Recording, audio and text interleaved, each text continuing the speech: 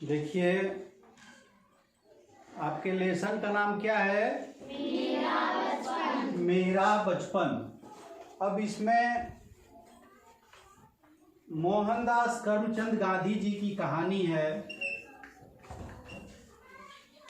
मोहनदास करमचंद, इनको आप लोग जानते हैं ना? गांधी जी को जानते हैं? कौन थे? राष्ट्रपिता। देखिए, आपके लेसन का नाम हो गया मेरा बचपन, और ये जो पूरी कहानी है ये है मोहनदास करमचंद गांधी। ये किसके बारे में लिखी गई कहानी है? मोहनदास करमचंद गांधी। ये गांधी जी का पूरा नाम है, जिनको राष्ट्रपिता कहा जाता है। इनकी बचपन की ये पूरी कहानी है। देखिए, कुछ लाइनें मैं पढ़ता हूं और इसको आप लोगों को बता देता हूं कि इस कहानी में क्या है, कैसे है। बता रहा है कि पोरबंदर से पिताजी राजस्थानी कोर्ट के सदस्य होकर राजकोट गए। ये जो बचपन की बात है, राजस्थान कोर्ट जो होती है, हर जिले में कोर्ट होती है, ठीक है ना?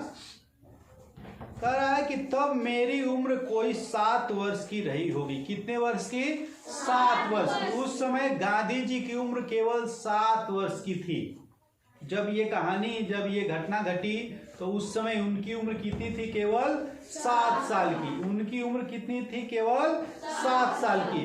राजकोट की ग्राम पाठशाला में पढ़ने भेजा गया। उस मदरसे के दिन मुझे अच्छी तरह याद है। देखिए, 7 साल पहले की बात उनको याद थी। उन्होंने कहानी के माध्यम से लिखा है कि जब मैं पढ़ने गया तो मेरी उस समय उम्र क्या थी? केवल 7 साल।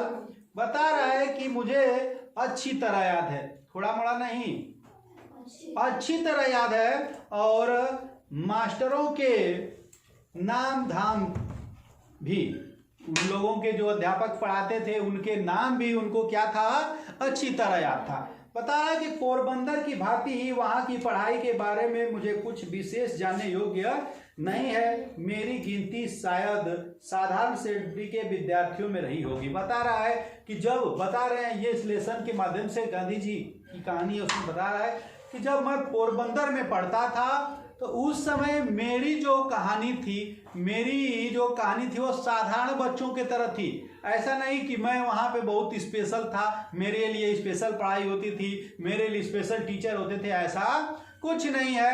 केवल होता क्या था कि मेरी भी पढ़ाई केवल साधारण लड़कों जैसे होती है। जैसे कुछ स्पेशल लोग होते हैं, उनकी स्पेशल देख रेख होती है, ऐसा कुछ नहीं था। जैसे सारे बच्चे पढ़ते थे वैसे मैं भी पढ़ता था। कौन बोल रहा है? गांधी जी। उसके बाद कह रहा है कि गांव की पाठशाला के, कस्बे की पाठशाला में और वहां के हाई स्कूल तक कोई दोस्त बनाने का स्मरण है। मैं बहुत ही झेपू लड़का था। पाठशाला में मुझे बस काम से काम रहता था। घंटा बजते ही पहुंच जाना और पाठशाला बंद होते ही घर भागना शब्द मैं जानबूझकर इस्तेमाल कर रहा हूँ। कारण यह है कि मुझे किसी से बात करना नहीं रुचि था, कोई मेरा मजाक ना उड़ाए, यह डर भी बना रहता था। बता रहा है कि जब छुट्टी, सारे बच्चे छुट्टी का इंतजार करते हैं ना आप लोग कि छुट्टी कब होगी, उसी प्रकार गांधी जी भी बता रहे कि मैं बहुत क्या था? छेपू था। छेपू किसको बोलते हैं? जो किसी से बोलने में क्या करे? शर्माए, संकोचे, समझ रहे ना? संकोचने वाले व्यक्ति को, लजाने वाले व्यक्ति को क्या बोलते हैं? झेपू। बता रहे कि मैं किसी से बात करने में डरता था, मैं झेपता था कि कहीं मुझे कोई चिढ़ा न दे, कोई मुझे कुछ कह न दे, इसलिए मैं छुट्टी का इंतजार करता था। जब छुट्टी होती थी तो कहाँ भाग जाता था? अपने घर। ये तो रही गांधी जी की यहाँ तक की कहानी। उसके बाद अब वो किस क्लास में जाते हैं? High school. हाई स्कूल का मतलब कक्षा 10। हाई स्कूल का मतलब क्या होता है? कक्षा 10। बता रहा है कि हाई स्कूल के पहले ही साल की परीक्षा काल की एक घटना उल्लेखनीय है। हाई स्कूल जब गए तो उन्होंने उनके साथ एक घटना घटी, उसी घटना के बारे में इसमें बताया गया। कह रहा है कि शिक्षा विभाग के इंस्पेक्टर जाइल्स स्कूल के मुआयने के लिए आए थे। उन्होंने पहले दर्जे के लड़कों को 5 शब्द लिखवाए, उनमें एक शब्द मैंने गलत लिखा। 5 शब्द पहले 5 शब्द लिखवाए, उसमें से गांधी जी का एक शब्द क्या था, गलत था। उन्होंने बता रहा है कि मास्टर ने मुझे अपने बूट की नोक से चिताया, पर मैं क्यों चेतने लगा, मैं यह सोच भी न सका कि मास्टर मुझे दूसरे लड़के की स्लेट देखकर इज्जत दुरुस्त कर लेने का इशारा कर रहे हैं। मास्टर साहब ऐसे स्लेट दिखा रहे थे, ये देखो, इसके देखकर मात्रा सही कर लो, लेकिन गांधी जी जो थे समझ नहीं पा रहे थे, बूट देखकर दिखा रहे थे, समझ रहे हैं ना। लेकिन बता रहा है कि उनमें एक शब्द मैंने गलत लिखा। अब बता रहा है कि मैंने तो यह मान रखा था कि मास्टर वहाँ इसके लिए तैनात है कि हम एक दूसरे की नकल न कर सके। उनके मन में ये था कि हम लोग इसलिए तैनात हैं कि हम लोग एक दूसरे की नकल न कर सकें। उसके बाद बता रहे हैं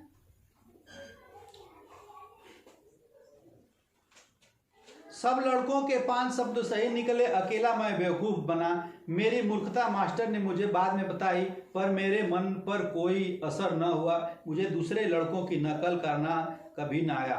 इतने पर भी मास्टर के प्रति मेरा आदर कभी घटा नहीं। बड़ों के दोष न देखने का गुण मुझमें स्वाभाविक था। इन मास्टर के अन्य दोस्त भी मुझे बाद में मालूम हुए, फिर भी उनके प्रति मेरा आदर ज्यों का त्यों बना रहा। मैंने समझ रखा था कि बड़ों की आज्ञा का पालन करना चाहिए, जो वे कहें वह करना चाहिए, जो वे करें उसका काजी मुझे भी नहीं बनना चाहिए। इसी समय के 2 और प्रसंग मुझे याद हैं। मुझे साधारणतः स्कूली किताबों के सिवा और कुछ पढ़ने का शौक नहीं था। सबक पूरा करना चाहिए क्योंकि डांट सही नहीं जाती।